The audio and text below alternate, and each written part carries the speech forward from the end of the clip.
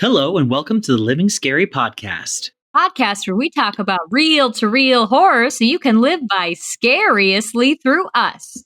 I'm barfing up leeches on your belly, Logan, and I like to watch and talk about horror movies. And I'm just growing out my hair, McCall, and I like to talk about true crime and murder. Yeah, first try. We're getting better at this. I think we are getting really good. Like, we're professionals. Yes, we are. We're almost to episode 100. So. We are. This is episode 91? Yes, it is. Oh my god. What are we going to do? We'll have to think about it. I don't know. Something If cool. you guys want us to do something special, if you guys have any ideas, if you're out there, email us, please. let us know. All the time. We just get a lot of... maybe it's not spam. I don't know. Like, maybe it's real offers. Maybe it's real. I don't know. I am not an agent. So when I look at these emails, I'm like, I'm not going to respond to you. I don't know what that is. Oh my god, we could have hit our big break by now, McCall. I don't think so. We could have sold some like weird soap that I didn't want to give them my address for. Wait. Are you saying we could have gotten sponsors? Like, it was one sponsor and I was like, I don't know. Was it one of them like an energy drink? Oh, it was an energy drink. It wasn't soap. Okay, cool. I still say you should have asked, like, been like, okay, can we get some samples so that we can test it first to like let them know? They were going to give us samples. They were like, but like, give me your address and your social security number. And I got weird about it. I don't know why. They did not. I'm sure they did not say anything about your social security. But they did say address. And I was like, how dare you want to know where I live? Just send it to mom and dad. Give them our parents' address. No, don't do that. No, that would be bad. Or fine. I don't know. We can just send them to your apartment building, but like not your particular room. So just like a loose box? Yeah, like, so they have to burn the whole building to the ground to get you. The whole building to the down. I did say that. All right. Do you have any, what's up with you? Anything fun? Well, I mean, you know it because I was just down. You were just down.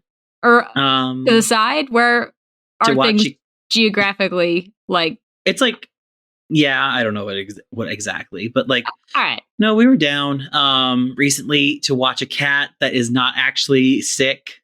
He's just a little bastard who didn't like his food and decided to try to kill himself about it. I think his teeth hurt. I think he doesn't like his food because this new food that mom and dad get him, he bellies up to that like a crazy man. He's into that new food. I love his belly. Also, for people that aren't Logan, my cat was not eating. And mom and dad were like, he's gonna die. Yeah, mom was like fully like, he's dying. Say your respects. Yeah. And so she brought him to the vet. We're gonna hammer the head this cat. And they're like looking over him. And he's got like mats on his belly because he's got long fur and he doesn't take care of it. And when you try to brush him like you're supposed to, he gets really swipey about it and like cuts your skin open. With just his back claws. His talons. And so they shaved his belly because they shaved all the mats off. And so now he has like a little shaved belly. It's so cute. Oh my God, I love that cat. He hates me so damn much. Oh, please, he hates the sound of my voice. He hates the sound of my voice.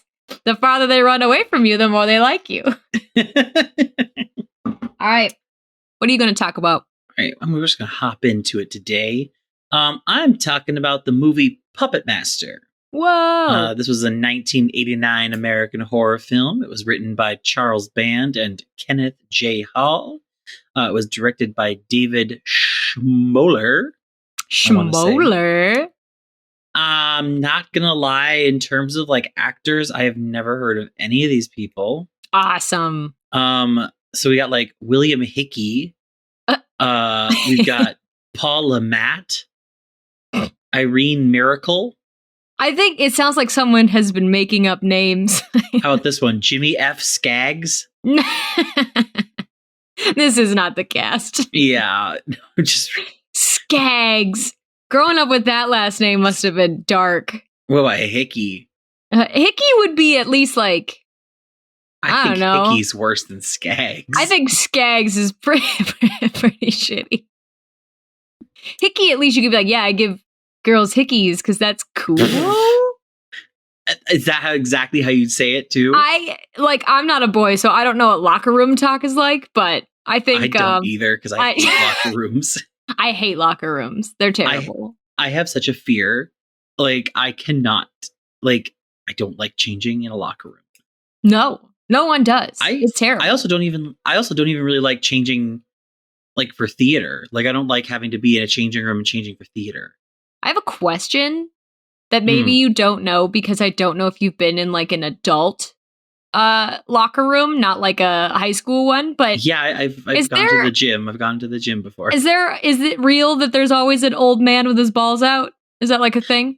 Not in my experience. Okay. Like, I will definitely say that the older the gentleman, the less care that they have about their body in terms of look at it. I don't know. Drink it in, bruh. Yeah, no, in terms of like, what the fuck ever, man. Like, it's a body. We all got it, you know? But they're not like standing there. No, they're not like doing their own thing. They're not like doing the stereotypical like one leg up on the bench, letting their balls air out. Like, you gotta let it breathe. No, I've never personally witnessed a gentleman walking around naked. I wouldn't put it off. Like, I wouldn't say that it's not in the realm of possibilities. But the two kinds of people that hang around in the locker room, at least on the guys' side, that like without clothes on, are either the guys who are really jacked and are like flexing in the mirror, because that does happen. And I'm like, there's part of me that's like, okay, guy, like whatever. Flexing in the mirror in a public space is really rough for me to hear. But then I also I heard about it from like the actual like science of like bodybuilding. It's like they do it so that they can see what parts of their body are getting worked out and which parts need to be worked out more. Okay. Thank you, actually. That helps me understand that more. Like being like, okay, like my traps are looking good, but I need to work on my delts or something like that. Those are completely two different muscle groups. And I know that. I'm just like, I just was trying to sound like I knew anything about I definitely do not know how to flex my muscles. I don't either. And it's like, I can't do it. There is even a science to flexing your muscles. Like, it's not just like, it's not just squeezing your arms in. Like, there's actually like techniques to like actually see how your muscles are actually shaping up. So it's like, there is a science to bodybuilding. And so it's like, on one hand, like, you look at the guys flexing and go, oh, you jackass, you flex. But on the other hand, it's like, once you know, it's like, no, they're actually doing this for a reason. They're trying to like really understand like what on their body is being worked out and what needs to be worked out more. Nice. I like that. At least that's the way I try to spin it. Because God knows there are still those guys that are like, nope, I'm taking vanity pictures here right now, honey. One guy in the room is like, I almost said dressing room, is like, check me out. Look at it. Yeah. And then, I'd say like the older the man, the less modest they are about their body, which is something I wish I could get into. Because it's like, while I'm still young, because I'm only 30, I'm still fairly young. It's like, I wish I could have that, like, what the fuck ever, it's my body, get into it, you know? Whereas I'm still just like, don't anyone look at, even fully clothed, I'm like, I just don't want to be perceived by anyone. I'm good. I wish I had that invisibility cloak from that show that we can't talk about anymore. I hate even like turning to the right and seeing myself in the mirror. I go, oh. I go, oh God.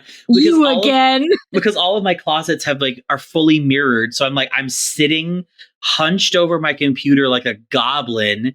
And like, it's not a flattering way to look at yourself. And I have to look at it all. You have a thing about your side profile too that I do. This think you need to get over. Right here, this jowl business that I've got going on as I've been getting older and fatter. Also, my nose profile is not. See, that's all I knew was the nose thing. You get weird about it. This whole like lower jowl thing is a new development. It's a new really affecting my sleep at night. Yeah, it is. Well, especially like you take out your phone and your front camera goes and I'm like, oh God, no. No. I definitely like new things will crop up where I'm like, oh no, I'm never going to unsee that now. Cool. Yeah, no, it's good. It is very like that. And like, there's part of me that's like, I have to just remember that the only reason I'm picking apart these things is because I'm looking at this face every day. Everyone else is not picking apart my features the way that I am.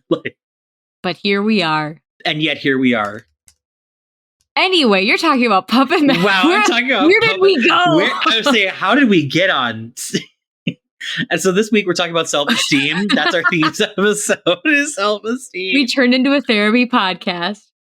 Yeah. No, okay, so I'm talking about the movie Puppet Master. I already gave all that shit. So we're gonna start this movie out, okay? We're zooming back. It's 1939. I don't know where we are. I don't know where in the world we are. Oh, I lied. I do know where we are at. Well, no, I couldn't remember because it's very weird. Because it's like, so we're in Bodega Bay Inn in California in 1939.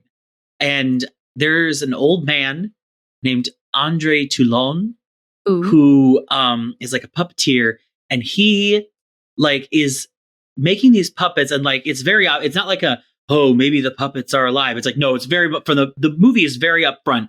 These puppets are fucking alive and the Nazis want them. What? So we have two guys who are supposed to be Nazis, and the only way you went in a direction I was not prepared for. So they're Nazis. At least what I'm supposed to gather from the fact that it's 1939. They're speaking in German accents, and they're wearing completely head-to-toe black leather trench coats. And I guess that signifies Nazi. But also I'm like, okay, wait a minute. If they're like identified Nazis, what are they doing in California? They're running away. When the fuck was World War II? Now. Sure. But oh no, McCall, you didn't pay attention in school. I didn't either. But it's like they're Nazis and they're spies. So I guess that's why they're able to get into California somehow. But it's like I don't know. So no, it was I was so far off. Damn you, McCall. It's 1939 to 1945. So literally at the beginning of the World War. The beginning. II. Wow, I thought it was over. Yeah, no. Yeesh. So, we got Nazis and they want these puppets, baby.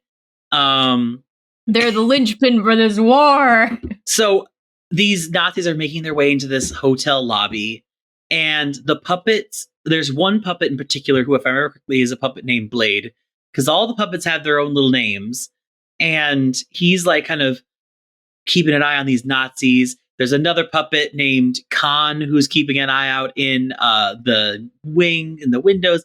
There's another one named Jester, who's the one that he's working on right now, whose head spins all the way around.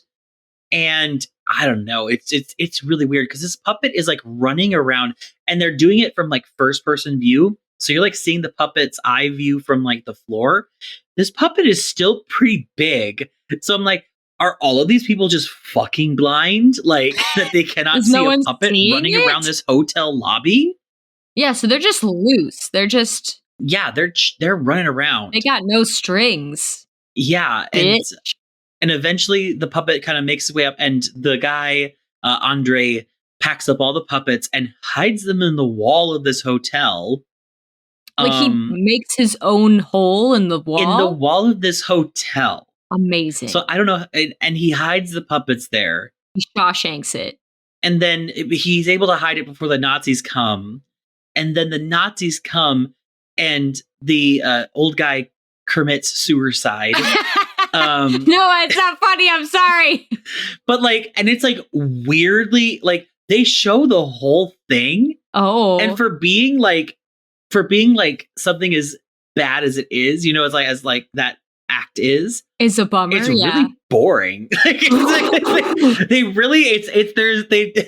like, all right, we need you to die, but also like don't make it too much of an accent. And like he just puts the gun in his mouth, and then there's like a spray of like red behind him, and he's like, and I'm done. And he even went gun with it too, and that's just wow. Yeah, it was there. Like there was no music. Why would they not do music in the background? It was just boom, and he just kind of slumped over lazily, and it's like I was picturing like cyanide pill tooth. I feel like that'd be a better way to do it, but like they showed everything, but like whatever. But whatever, Andre. And that was the end of that. And so now we're skipping ahead to, it says present day. So what I can only assume with that is that it's 1989, because that's when this movie was released. We're introduced to a series of psychics. So I really hope that you're ready for the moves that this movie is going to make on you, because it gets a little wild. I mean, it's already you already had puppets plus Nazis, and now we're introducing psychics. So forget the Nazis; they're gone. The Nazis. They're not coming back. They're not coming back. They don't matter anymore. Did they not find the puppets? No, the puppets are hidden away in that wall so well. Yep, so well. What? So we've got these psychics who are all in different locations, and they're all being kind of contacted. We have Alex Whitaker, who is like Fabio hair, but like doesn't look like Fabio. Let's just say that. Oh, but like ugly though. Kinda. Oh, she's ugly. He has like a dream about some leeches on his stomach. We also have Dana Hadley, who's like my favorite character in this, because she's like fully a New Orleans fortune teller lady, witch woman. And I fucking love her. And she has like a premonition of her death. Oh. And then we're introduced to Frank Forrester and Carissa Stanford, who are like they're psychics, but like about sex.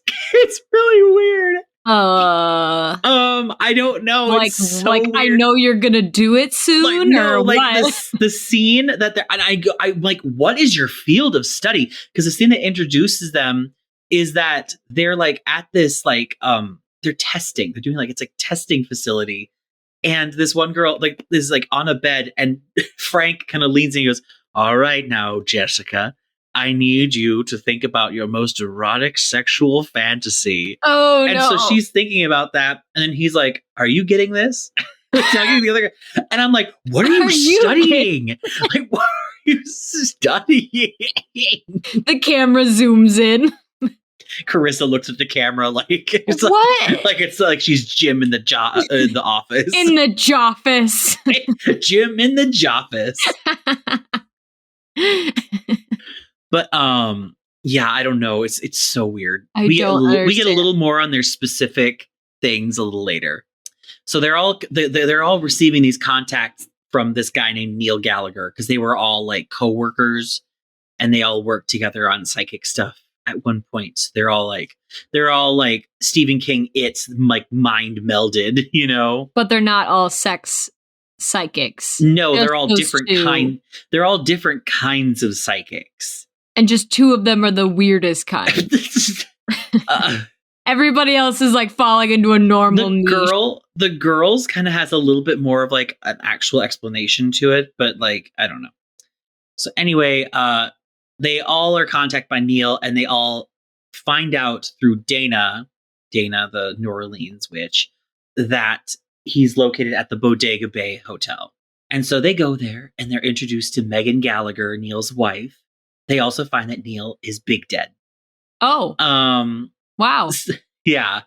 And then just to make sure, like we had a whole scene where they're like checking out this dead body, and Dana's like, yeah, just making sure. She takes like a giant hat pin and sticks it in his chest. She's like, just making sure he's actually fucking dead. Dana, you could check his pulse, you crazy bitch. No, she decided to do something else.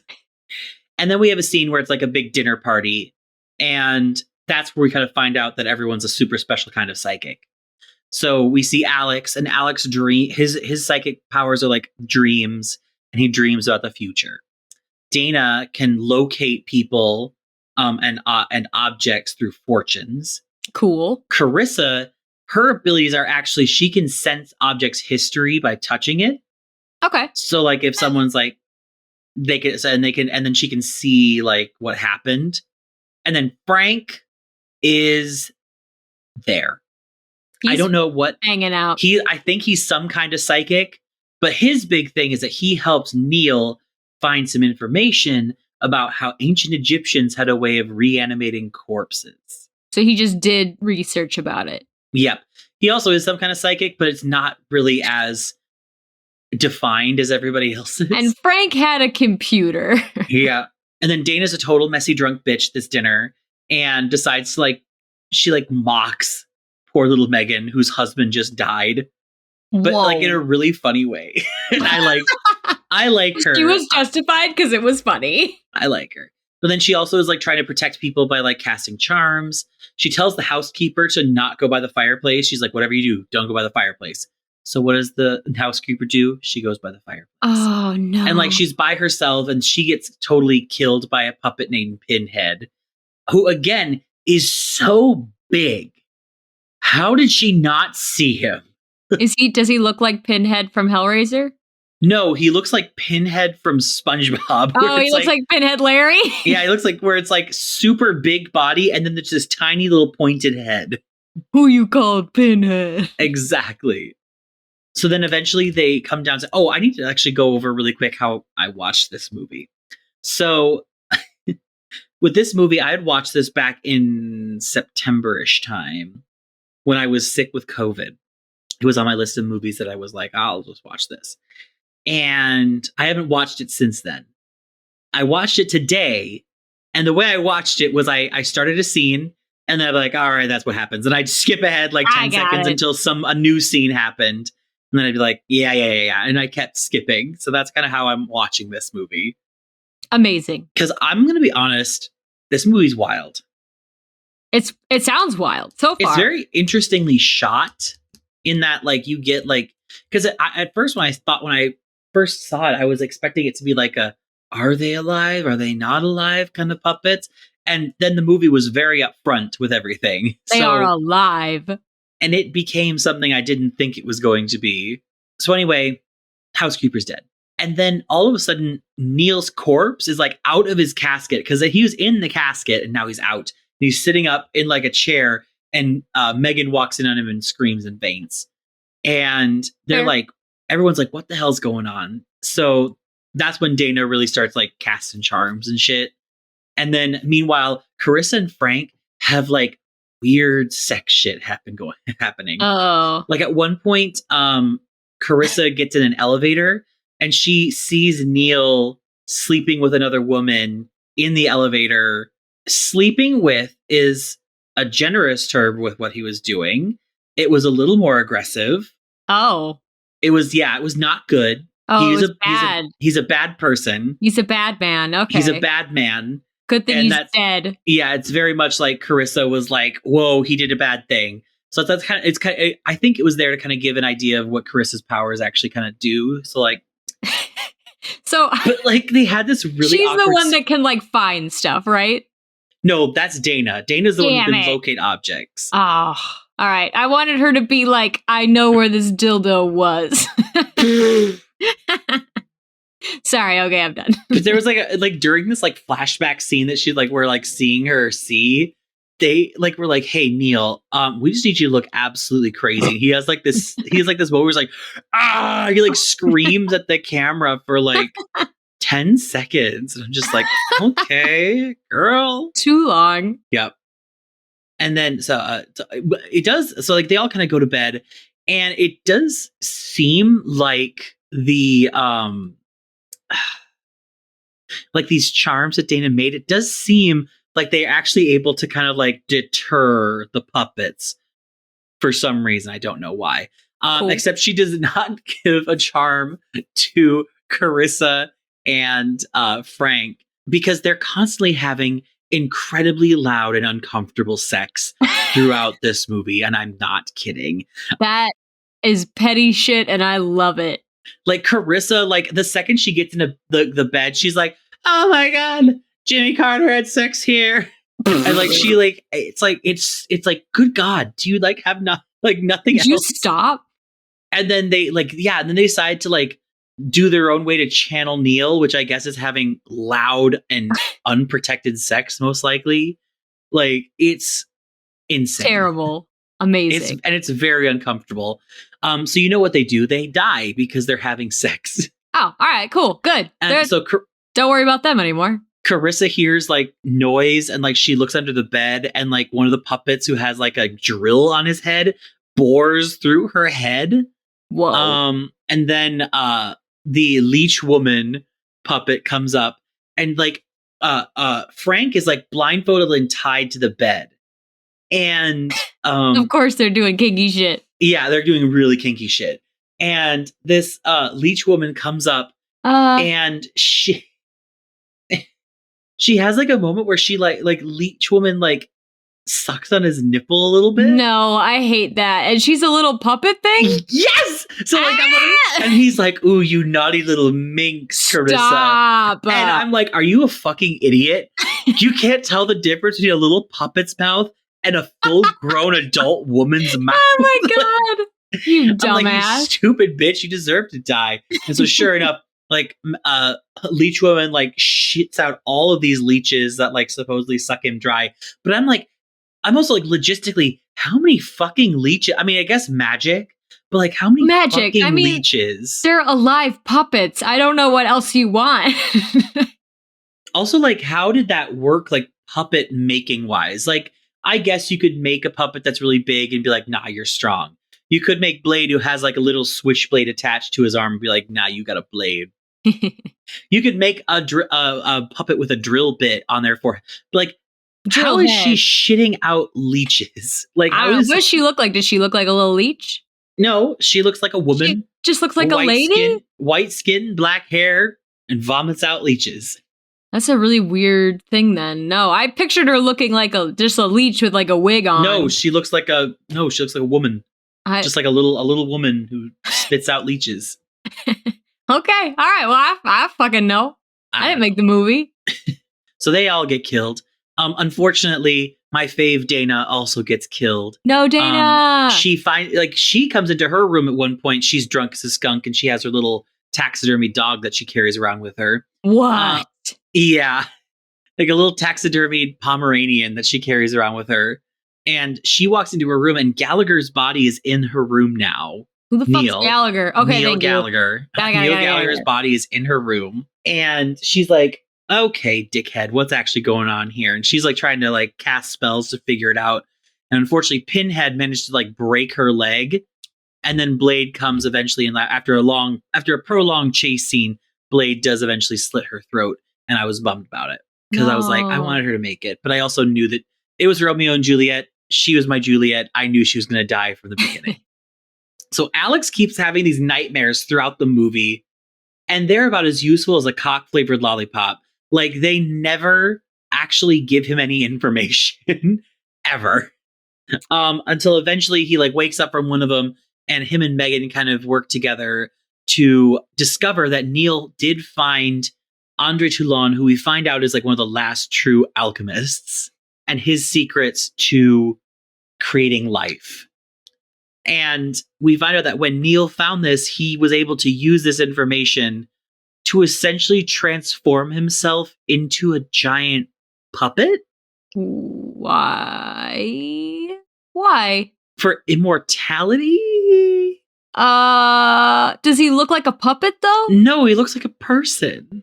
But he's a puppet. But when he kills himself, he becomes an inanimate object and then gets brought. He did it in such a way that he was able to bring himself back. But that's the thing, is like, then he kind of goes off because so Megan had this whole thing where like she's like, my parents died, and he's like, well, I killed them. And then he was like, your parents were my first experiments on bringing back human bodies, and I guess it didn't work because we never see them again. And then he does bring back the housekeeper Teresa briefly. The one that died by the fireplace. Yeah, but I guess he as a puppet, and also it's like it's never truly explained. Like, is he controlling the puppets? Like, what is that? But yeah, he's not. And that was his wife. He killed his wife's parents. Yes, his wife's parents. He's just a dick then? He's just a bad guy. He's just a bad guy. All right. He's just a horrible bad person. Also, he's very like, you won't be able to kill me. Only the complete destruction of this body will be able to kill me. And that's not something you'll be able to do, Alex. And I'm like, are you kidding me? Like, thank you for telling me exactly what I have to do, dumbass. Yeah. Well, Alex folds like a goddamn stack of, like a house of cards. He's a total pussy willow and gets his ass beat by Neil. Maybe Alex couldn't have done it. Yeah, and that's another thing. Is he's a total douche to the puppets afterwards. He's like, I'm sick of these puppets, and throws one of them. But the puppets it's like, and then they also kind of like, all the puppets don't clearly like him. So it's like, I guess he must not have control of the puppets. And then he gets knocked out by a lamp. Like Megan comes up and smashes him with a lamp. Oh, okay, good. And I'm like, okay, so what good is this immortality? If you smacked a vampire over the head with a lamp, they'd be like, excuse me, ma'am, I was killing someone over here. So I'm like, okay, so this is a really great one. And then we have this final encounter where they're in like the lobby, like going to an elevator. And oh, I'm sorry, you're yawning. Am I boring you? No, you're good. I'm sorry. I had to yawn. No, I'm kidding. I was just being a dick. Now you made me have to yawn. I'm doing the thing where I'm fighting back and yawn. Yep. And again, Alex is getting his ass beat.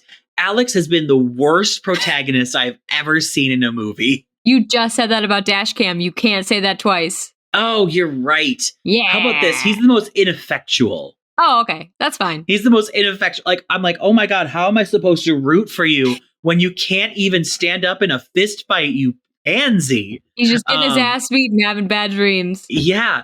And then it's also hilarious because he's getting his ass whooped and Megan is in the back going like, stop it. Oh, stop. That's embarrassing. And not doing anything. Like, I'm like, hit him then. Do something. You get in there, Megan. And she's not. Well, eventually Alex does manage to lock Neil in this elevator because it's one of those old-timey elevators. The ones that like slide shut. Yeah, an iron thing so you can still see. And all the puppets go, all right, now we're going to fight. And an incredibly long scene where the puppets do manage to kill him. It's kill like Neil? Neil, yeah. Who doesn't have control over them. Who must not have control over them. Who, when he says the complete destruction of this body means I just need to get kind of beat up by some of the puppets and have the leech woman barf a giant leech down my throat. Ugh. I guess then that means he dies. And I'm like, then what was the point of his immortality if it was that easily undone? like sure, vampires have a lot that can kill them, but they can withstand most normal things. This puppet man apparently just goes down as easy as any other human fucking being. I mean, I feel like having a giant leech go down your throat isn't too normal. I'll give him that. But I don't know. Yeah, I don't know. It was wild. And then so he's dead now, I guess. Okay. And then Alex, like a while later, I don't know how much longer it was, but then Alex goes deuces and he leaves. And then Megan, I guess, decided to keep experimenting with this stuff too, because she brings back Dana's taxidermy dog. And now she has a living dog. And I guess she's an alchemist now. I don't know. But think about it. You have a dead dog, a dead living dog. So it's alive, but you don't have to feed it. And it lives forever. Oh, that is the best. I don't ever want a dog to die, so that is fair. I'm like that. Like that's the two. Like you don't have to worry about spending food eternally or spending money on food eternally, and it will never die. It will never make you the saddest you've ever been in your life. Also, it doesn't say anything about what happened to any of the puppets. Oh, they're just loose. Yeah. They're just doing their own thing. Of course, it becomes a series where there's 4 movies in this series. I don't know. Why was he making these puppets in the first place? No fucking clue. What use could you have for a leech woman puppet? I feel like being a master alchemist with literally the secrets to a shitty kind of immortality. You could have done anything else with this, but instead you decided to make puppets. I don't know. You made some weird niche puppets and were like, yeah, I'll hide them in this wall. This will be the move. So they Nazis won't be able to get them now. They were just in the wall for a long time. I guess Neil found them and then unleashed them on. And the reason he wanted to kill everybody, all the other psychics, is because of their psychic link. And he was like, eventually you'll find out that I'm alive. And I'm like, they would have assumed that you were alive this whole time. Like, I don't understand his logic. It doesn't make any fucking sense. I don't get it. I will say that. I don't get it. Like, I don't get what his goal was, because it's like, he's like, if I died and then I did my death and I came back, you all would know that I was actually alive because of our psychic link. And I'm like, or you could have been a little sneakier about killing yourself and then just been alive and nobody would have fucking known. Or you could have just done it good, you know. I don't know. Like an actor. Like an actor, you dumb shit. Also, if it just takes a handful of animated puppets to kill you. I love that. What price? Like, then you're just Alex at this point. Yeah, it's like, okay, so you may as well just be any other human. Cool. Just be a big pussy. I don't know. Oh. But yeah, it's like, on one hand, entertainment-wise, I was entertained when I watched this movie. In terms of continuity, plot, meaning anything, this didn't mean anything. This was just gobbledygook. It was a gobbledygook, but it was entertaining. And that's all we asked. Except for the prolonged sexual scenes between Carissa and Frank. That Frank need to is happen. kind of ugly. Oh. And it's like, it's not that it's like a bad, like, Carissa is way hotter than him. Let's just say it like that. Like, this man is like, it's that special kind of balding. Oh. Where you don't, where you're balding. Like, your hairline is back at the crown of your head. Oh. But he still has his hair kind of pulled into a little ponytail. Oh, that's so embarrassing. And you're telling me that his riz is so strong that he can pull Carissa? I don't believe. The Rizzler. The Rizzler over here. You're telling me his dick game is that fucking strong? Yeah, he's that good. That's his psychic power, is just doing it in the mind. I don't know. His psychic power is in his second head. Whoa! Nice. Good job, Frank. Oh, all right. Well, but yeah, that's Puppet Master. I actually would recommend it. It is on Shudder. It is also on Amazon Prime separately. You have to watch it on Amazon Prime with ads, but if you have Shudder, it is on Shudder. Nice. All right. Is it my turn? Yes. Yay. All right. Cool. So, mine. I had a really hard time. We talked about this before we started, but I'll go over it again. I felt like I talked about Robert the Doll before, like deep in my bones. But then I look back and I couldn't find it. And I was like, I'm just going to do it. So if you've already heard about Robert the Doll, don't worry. There's 2 other dolls. But if I think you might have just mentioned him. I don't think you went into like his history or anything. Okay, good. Because I'm talking about him again. So I also talked about 2 other dolls. So there is more doll stuff. I got my info from Wikipedia, an article from the Daily Woo, which is a guy who like basically just videotaped him going to the museum where Robert the Doll was, just because I was curious on like, what's the museum like? You know, like what else is there? And then he just like stands there and like kind of looks at Robert for a long time. I did not watch the whole thing. It was like a 30-minute video. And he's just standing there. Well, he goes over everything. Like it starts with like him like outside the museum and like the wind is like, whoa, whoa, whoa, whoa, whoa, whoa, and you hear all the cars going by. The wind is winding. And he's like, hey, I'm going to go see Robert. And then he goes in and he's like, here's some other exhibits. And he kind of like looks at some shit. And then he like looks at the plaque and reads the plaque. And then like he like shows Robert. And then I just started skipping shit after I saw Robert because I just wanted to see what he looked like. And then like he just kind of, I wasn't listening to any audio, so I don't know what the fuck he was saying. But it's like a long time of him standing near the case looking at Robert. But I also got info from Ghosts and Gravestones of Key West, which is, I think, like connected to the museum where he is. A video by Sleepy Marco, who did a really good job on both other dolls I'm talking about.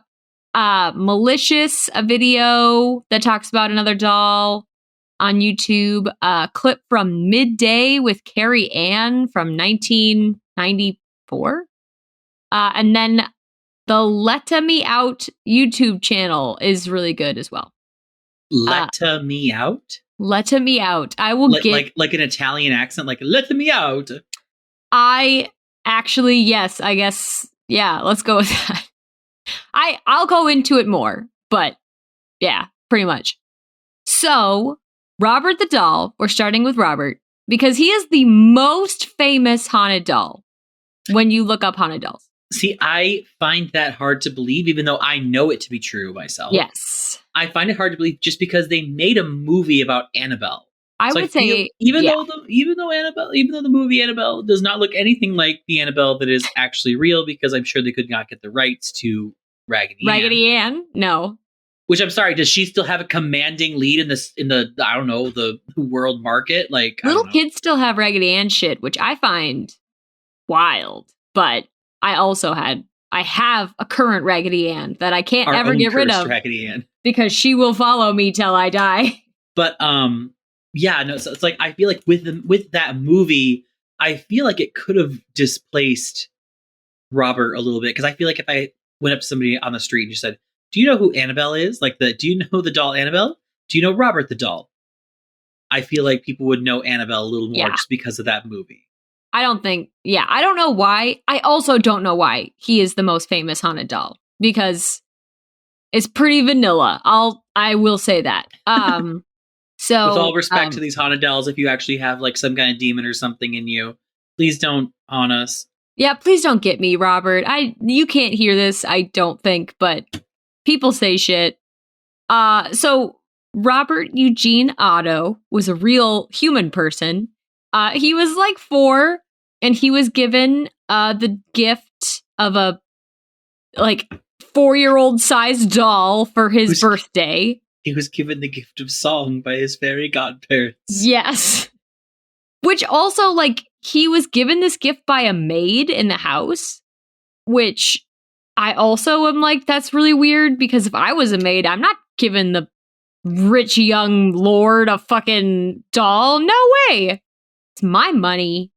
But I'll give him a human turd before I give him a doll. She might have given him a voodoo doll, which people have theories on. I don't know. But like, it's weird because he's like, I should have written down his measurements, but he is the size of like a 4-year-old. And Jesus Christ. He's big.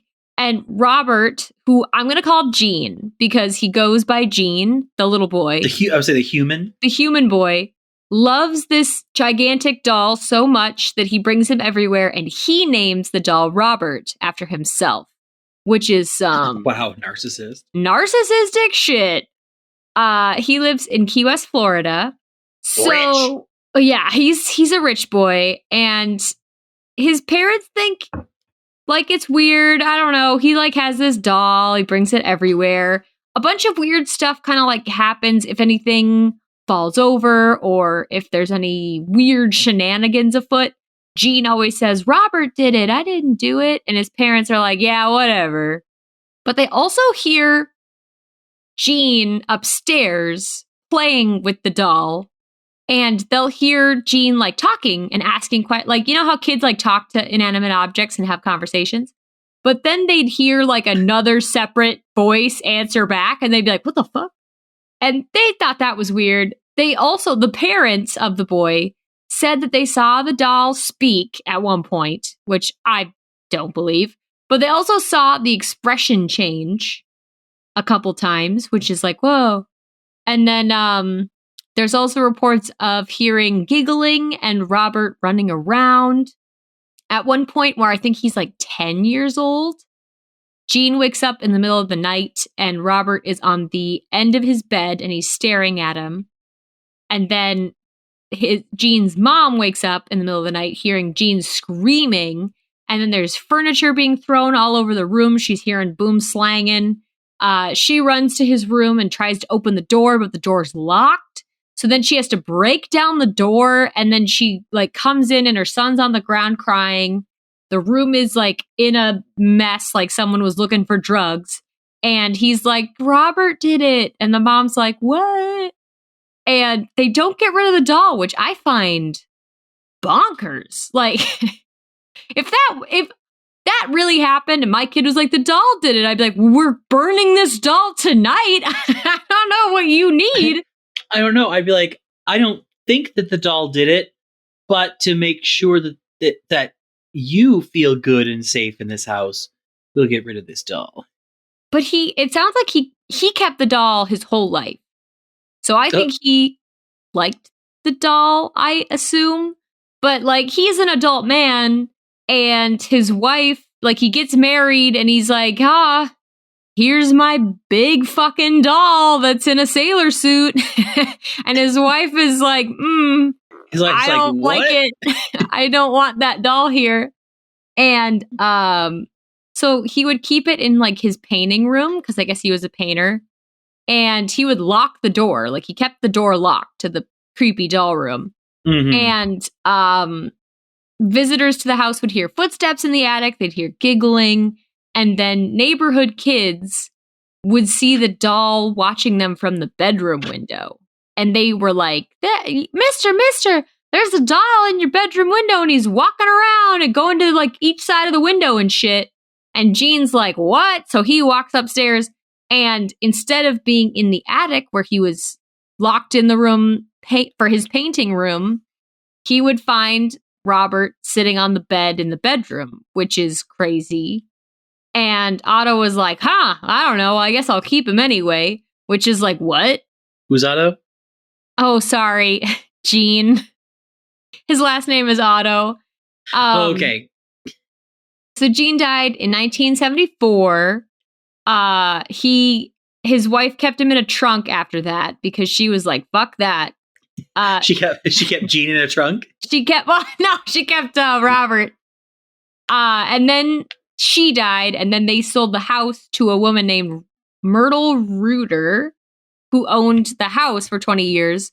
And you like buy a house, and then guess what? Upstairs, there's a locked trunk with a big fucking doll in it. So she's got this haunted doll. And then she like finds him. Her daughter is weirded out by him. There's again footsteps, giggling.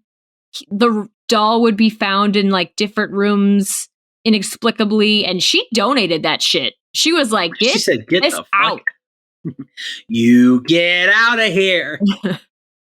Robert also has his own teddy bear, which I think is scarier than Robert himself. The little, like, it looks like a little dog. I don't like it. But the doll was donated to the East Martello Museum in Key West, Florida in 1994.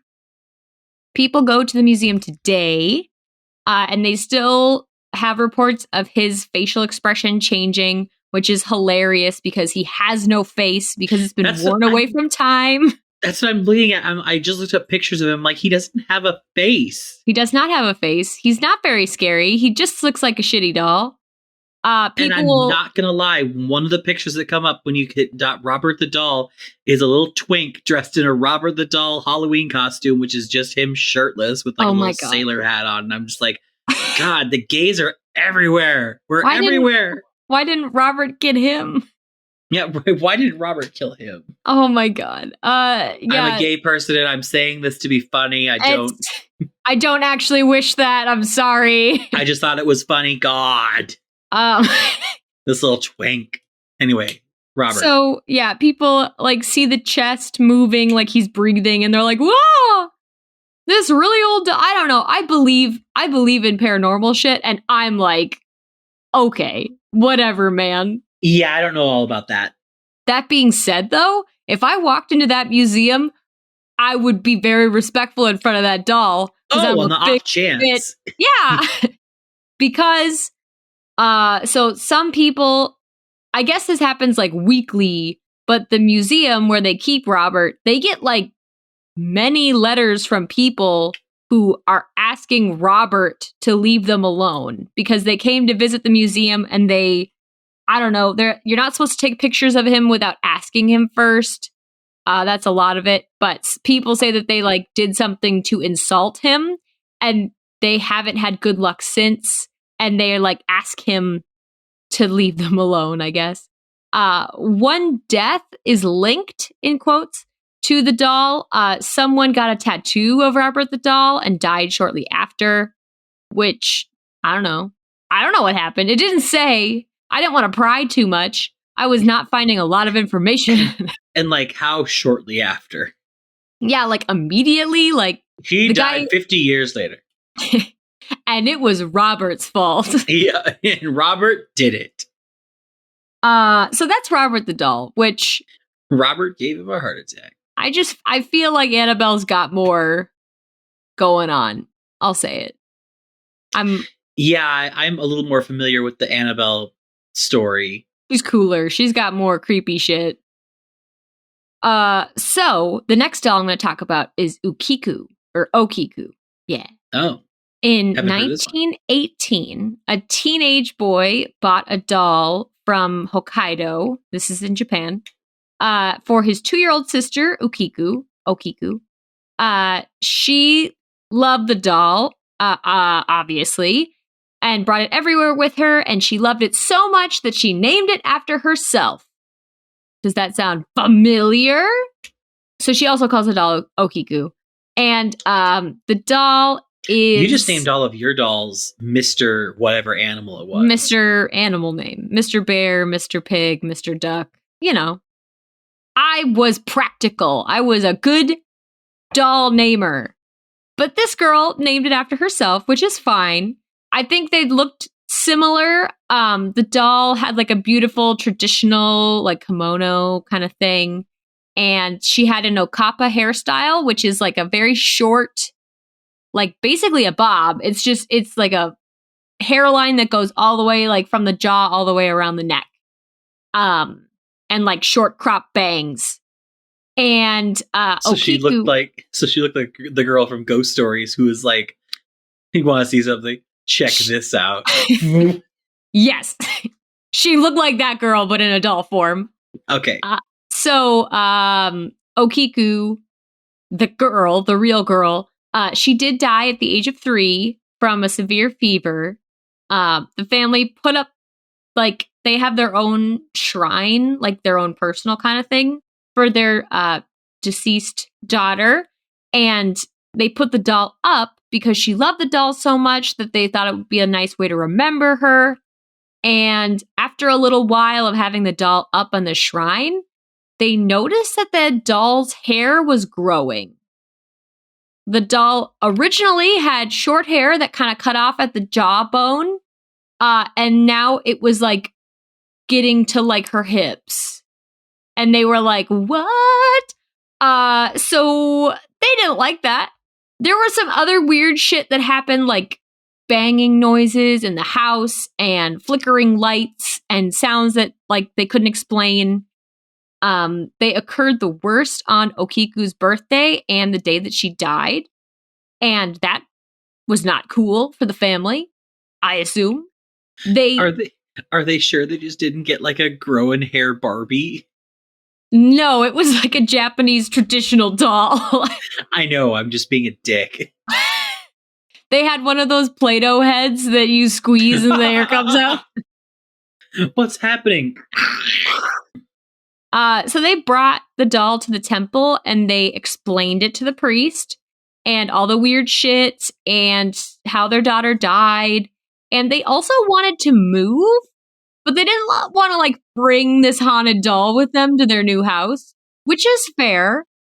So they asked the temple to take care of the doll because they were like, it might have our daughter's soul in it. So if you could like, mind, you could make sure that it's like not hurt or anything. We're going to leave.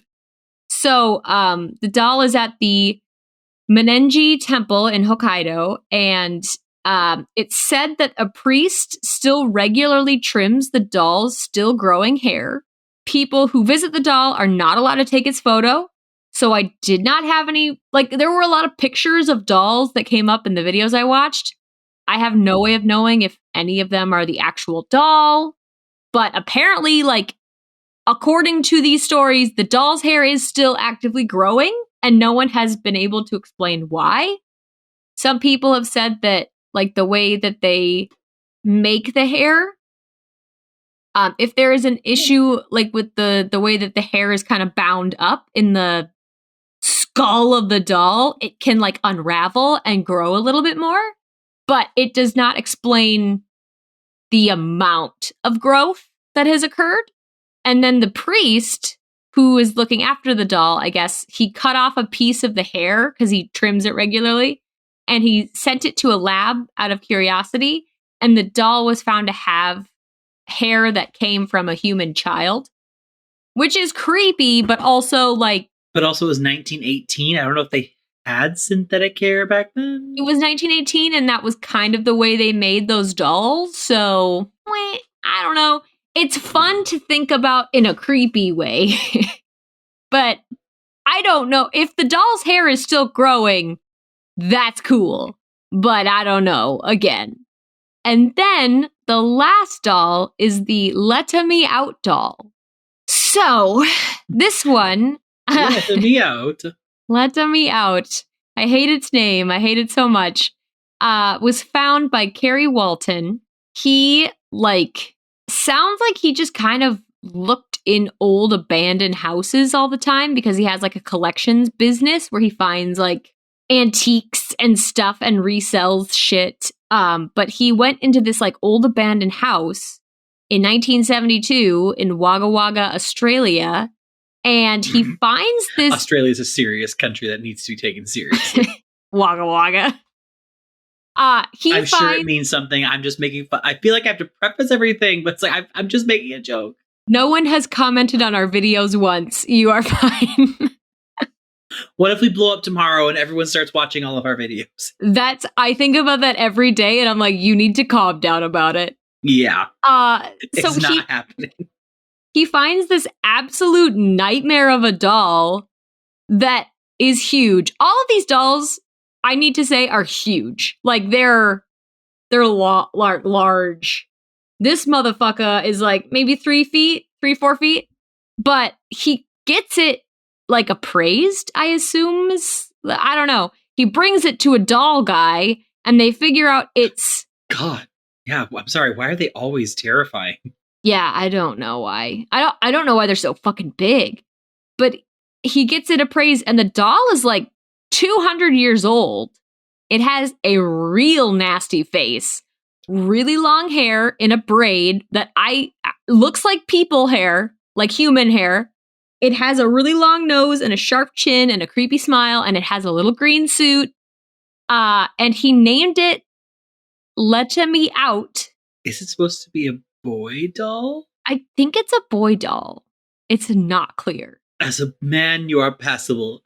As a woman, you are a dog. But yeah, he just named it that because it's a creepy doll, which I don't know. He claimed the doll like ran around his house and left scuff marks on shit. People have like claimed that they see it moving in front of them. I think they're just put off by this ugly fucking doll. I feel like they're trying to do like a drag name. I don't know what they were doing. It's not a good name. But when he found the doll, he initially he took it because it looked old and he does antiques. But he kept it in his shed because he didn't want to bring it inside because it's a nightmare.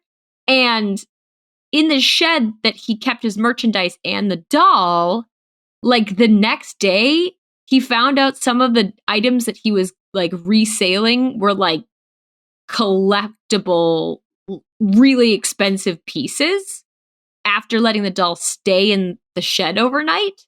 So he conflated. Is that a thing? Is that a word? Conflated? Conflated. He linked the success of the selling of his merchandise to the doll being a good luck charm. So now he keeps the doll and brings it everywhere with him. And he went on a bunch of talk shows and stuff and brought this, his claim to fame was, I found an ugly doll. And people were like, check that out. The end. How about that? That's the story. The doll is ugly and a nightmare. But apparently good luck? It looks like the doll was made by the guy that made the Annabelle doll. Very similar. I can see that. And when we say the Annabelle doll, we mean the one that they used for the fucking movie. Yeah, you know how in the Annabelle movie they like show Annabelle sitting on the couch, and you're like, nobody would see that doll and take it home. Nobody would. And that was what was scary about made the Annabelle, the OG Annabelle doll, scary, is because it was just a regular old Raggedy Ann. Everybody has a Raggedy Ann, but that was letting me out. Is this guy?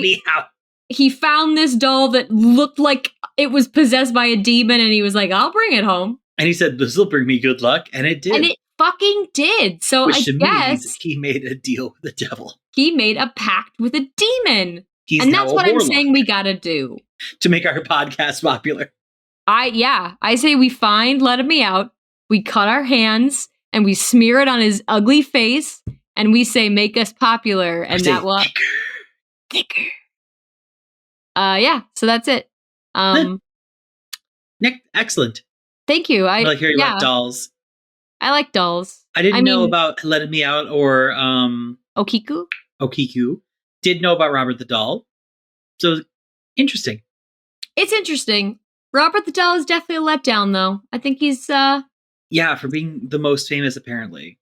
I don't. But I would still treat him with the most respect. The utmost respect, Sir Robert. Please do not haunt me. Please don't haunt me. I'm talking a big game, but I am afraid of you. I am terrified. I have no spine. Leave me alone. I am jelly. But yeah. Is it time for the sibling story? It is, and you said you had one. I fucking have one, y'all. It happened. So... I remembered. Did it just recently happen? No, but I remembered... Like, it's not a sibling story in the sense that it happened, like, you were there, or anything. It happened when we were kids, stuff like that. You were there, and... It's just a story that I did that I can tell on the podcast, pretty much. Please do. But... I took one photography class in college. I took one. Yep. And my friend, Kelly, she had like a nice camera that she was like, "Oh, I'm not going to use it if you want it." And I was like, "Oh, cool." And then I took it and then I never used it. And I was like, oopsies. I thought I was going to do art and I just didn't. So what did you use for that class? But, no. Like in college, I rented one from the school. Sorry, this is recently. Kelly was like, "Oh, you can use my camera if you want to do photography, like for fun." And then I was like, "Yeah, totally." And then I didn't do it. Oh, that was now. Got it. Yeah, I don't have any get up and go. When I'm done with work, I'm like, I want to sit down until I have to go back to work tomorrow. Oh, that's too relatable. I'm not going to do anything when I get home.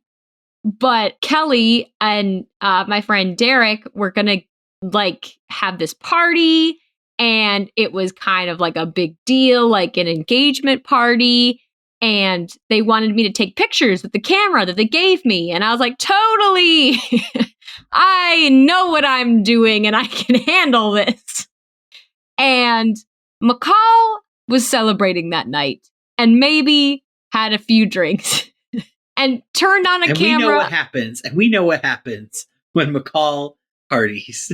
Drunk McCall turned on a camera that she had never turned on once in her life and was like, I got this. And I was taking pictures that were just shit, like just terrible. Like they were fuzzy and like I was like cropping out whole faces and just it was terrible. Like people were like, "Hey McCall, that picture was bad. You should retake it."